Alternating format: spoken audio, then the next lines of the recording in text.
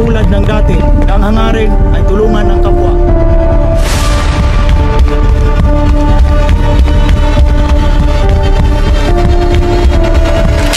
Sino ako sa palagay mo?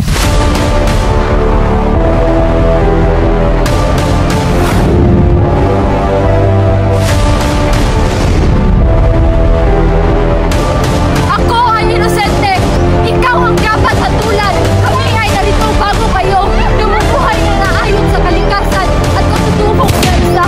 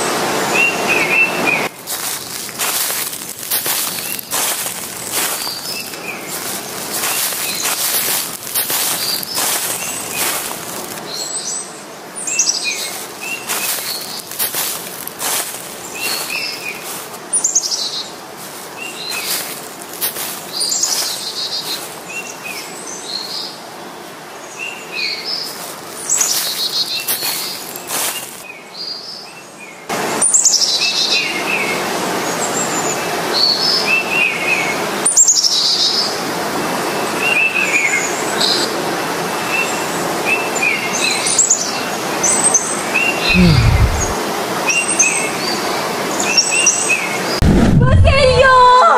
Kristen! Nasaan kayo, mga anak ko? Inay! Inay! Sino ka? Nasaan ang mga anak ko? Ako ba ito, Inay? Si Basilio! Hindi!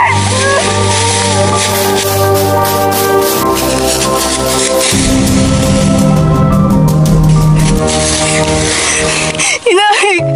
Ako po ito! Si Basilio!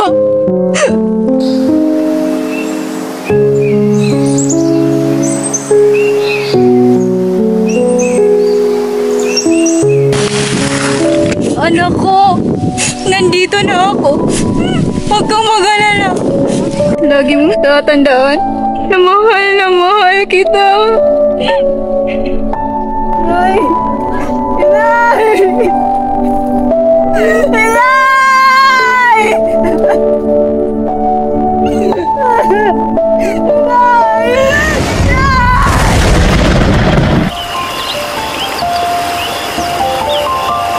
Hanggang ngayon, malinaw pa rin sa aking isip ang mga pangyayari 13 taon na ang nakalipas, Inay. Kung nasan ka man ngayon, sana ay nasa mapayapang kalagayan ka na, malayo sa karahasan ng mundong ito. Ngunit gagawin ko ang lahat upang mapaunlad ang aking buhay dito, pati na rin ang buhay ng aking mga kapwa Pilipino.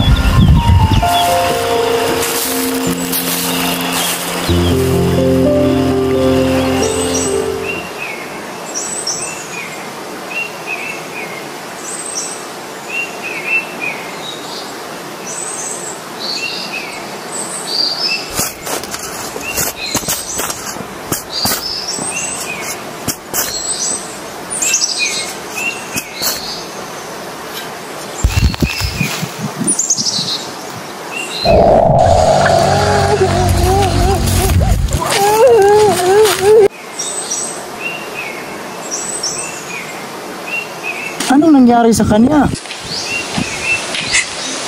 Si Inay, Iniwan na niya ako. Halika, tutulungan kita.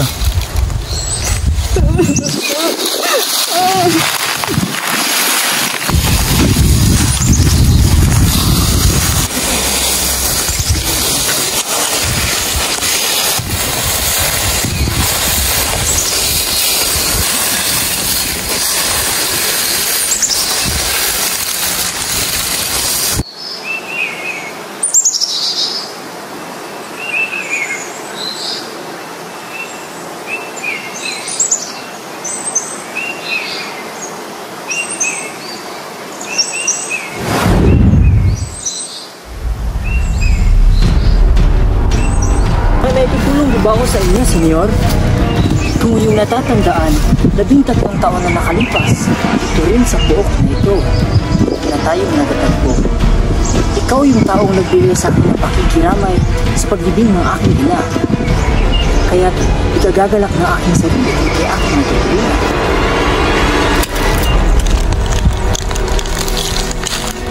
Sino ako sa palagay mo?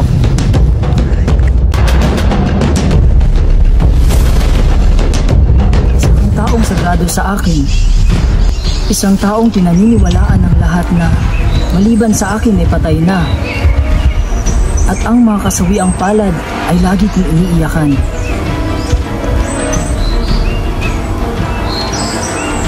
Ngunit paano? Ikaw ay nasawi sa kamay ng mga Kastila. Sa aking pagkakaalam ay ikaw ay nalunod sa ilog.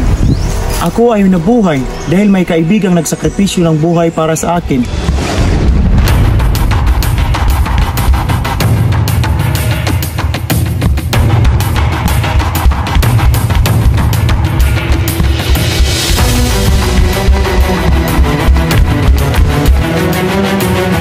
Ginoong Ibarra, may naisip ako na plano. Magpalit tayo ng mga kasuotan. Anong mangyari sa iyo, Elias, kung ikaw ay masasaktan? Ginoong Ibarra, kailangan nating magpalit. Wala na tayong sapat na oras.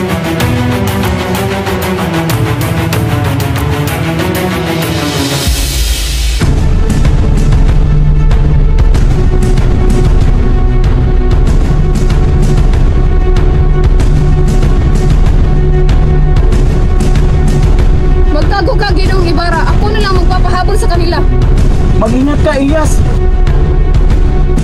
Ayun si Ibarra!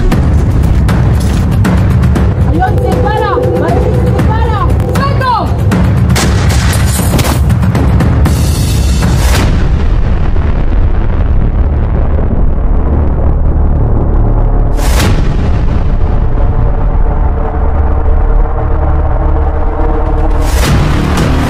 May malaking lihim kang nalalaman. Maaring ikaw ay mapahamak sa aking mga kamay alang-alang sa aking mga plano. Alam mo naman na ako ay armado at ikaw ay hindi. Ang iyong kamatayan ay mahintulad sa mga bandido, kung hindi ay sa kababalaghan na dahilan. Ngunit hayaan kitang mabuhay at magtitiwala ako na hindi ko to pagsisihan. Pareho tayong uhaw sa katarungan. Sa halip na magdulot ng pinsala, nararapat nating tulungan ang isa't isa. Hindi ko lubos akalain na ikaw at si Ginoong Ibarra ay iisa lamang pala. Oo, totoong ako ay nagbalik 13 taon na ang nakalipas upang ipagpatuloy ang ipinaglabang ng kaibigan kong nagtaya ng buhay para sa akin. Biktima ng tiwaling sistema. Ako ay gumala sa buong mundo para magtrabaho araw at gabi upang yumaman at may sakatuparan ang mga plano ko. Ako ay nagbalik upang sirain ang sistemang iyon. Hindi ako maaaring mamatay hanggat hindi ko pa ito nakikitang nasisira. Sa ganun, totoo pala ang kwento ni Padre Florentino at Kapitan Basilio na kayo daw po ang nagpapayo sa Kapitan General sa pagpapatupad ng polo servisyo. Kayo rin daw po ang nag-udyok sa pagtaas ng mga tributo na pinapataw para sa mga tao. Ano ang iyong nagawa?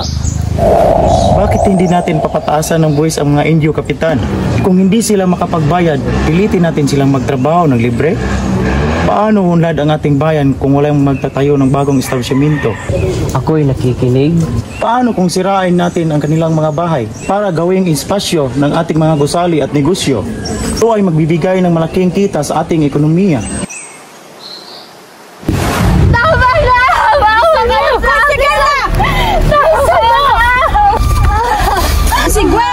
El Diablo! Paslangin siya! Wala ka ng takas ngayong babae ka! Wala di aki! Stupid!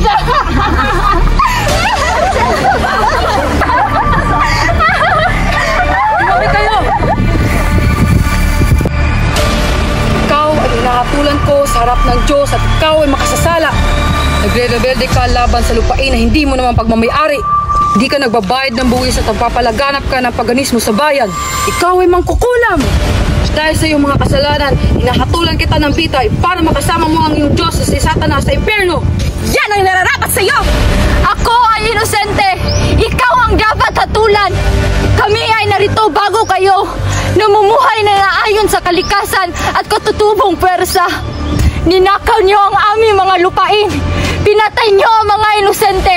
Wala kayong ibang ginawa kundi ang magkalat ng kaguluhan! Napakasama niyo kayong lahat! Ikaw ang tunay na halimaw! Halimaw ka!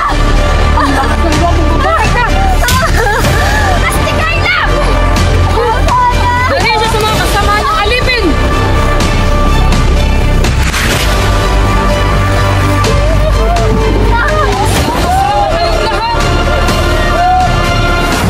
Tama ang lahat ng yan. Kung ganun, ano ang nangyari sa taong tinitingala ko dati? Si Ibarra isang tonto.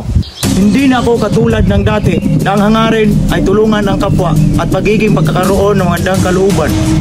Kapalit ng higit na kawalan ng katarungan, kahirapan, at pagdurusa para sa aming mga Indyo? Bakit mo po nais na ikaw maging dahilan ng aming paghihirap? Para maghirap kayo ng labis, para matuto kayong maghimagsik, para matuto kayong ipaglaban ng inyong sarili, nang mabuksan ang inyong mga mata at makikita nyo ang paghirap ng bayang ito. At alam ko, isa itong mabisang paraan dahil nararamdaman ko na malapit na itong mangyari. Hindi kita papatayin ngayong gabi, Basilio. Dahil ang layunin ko ay lansagin ang tiwaling sistema sa loob upang labanan ito sa pamagitan ng paglalaro sa mga pintasan nito. Nangangailangan ako ng tulong mo, ang iyong impluwensya sa kabataan. Bakit hindi mo ako susuportahan sa aking mga layunin kung iisa lang naman ang ating hangarin? Subalit magkaiba po ang ating hangarin, Senyor. Ako po ay magiging isang sertifikadong doktor na. At ako'y naglalayo ng paaralan na magtuturo ng Espanyol sa mga kabataan. Ano ang nangyari sa inyong mga kabataan? Kayo'y sumasamba lamang sa mga pang-aalipin, sumusuko sa kanilang pakikipaglaban at hinahangad ang pagiging Espanyol. Hindi po ganyan ang nais ko parating po. Nagkakatawa ang pagnanais inyo ng pagsulong ng Hispanismo. Ito ay para sa pagkawala ng ating pambansang pagkakilanlan at damdamin ng mga Pilipino. Nagkakamali ka, Ginoong Simon. Kung hindi nag-aaral ang ating mga kabataan ng wikang Kastila, ay di tayo papakinggan ng pamahalaan. Ito ang pangunahing sandata upang mabago ang ating kalagayan. At ano ang magagawa mo kung ikaw ay makapagtapos ng pag-aaral? Makakalaya ba tayo sa pangalipin ng mga Kastila? Walang maglalakas ng loob ng magsalita ng napakaruming lingwahe. Paano kung ipaalala ko sa iyo na ang iyong ina at kapatid ay biktima ng tiwaling sistema? Senyor, wala ako magagawa upang makamit ang hustisya sapagkat ako ay hindi mayaman. Ako ay isang simpleng estudyante lamang. Wala akong kapangyarihan upang labanan sila. At isa pa, ano ang aking mapapala kung ipaghihiganti ko sila? Hindi na nito may babalik ang buhay ng aking ina at ni Crispin. Mas mabuting hayaan na lang natin sila na mapahinga ng mapayapa. Kaya't ano pang saysay na sumama ako sa mga plano ninyo? Hanggat nariyan sila namumuno sa atin, dadami pa ang mga kapatid natin na pinapatay at ina na magiging baliw. At saka, sa bawat sandali, ang mga taong nagpapahirap sa iyo, palaging naghihinala at puno ng agam-agam sa mga bawat kilos na ginagawa mo. Iniisip nila na baka ikaw ay naghintay lamang ng tamang panahon para maghiganti. Kaya't hindi sila titigil sa pagbantay sa iyo dahil sa galit at takot na ramdaman nila, lalo't nakikita nila ang pagyaman at pagunlad mo. Galit sa akin? Sa lahat ng pang-aapi na ginawa nila sa akin? Natural sa tao ang kapuutan ang pinagkasalahan niya. Pag-isipan mong mabuti ang sinabi ko, Dr. Basilio. Kapag dumating na ang araw na magbago ang iyong isip, puntahan mo lang ako sa aking tahanan sa eskulta at ako ay masaya na tutulungan ka. Pupunta na ako, senyor. Makakatiyak ang ligtas sa akin ng iyong lihim.